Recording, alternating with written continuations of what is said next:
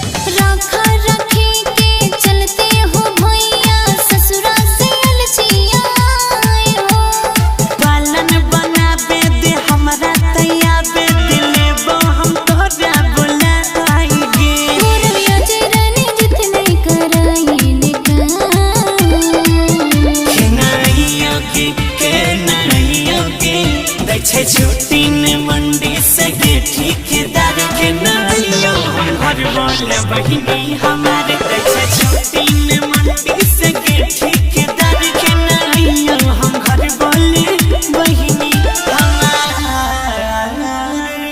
अच्छा रुके ट्रेन देखै छियो ठीक है। अच्छे मिक्स बाय अजय स्टार।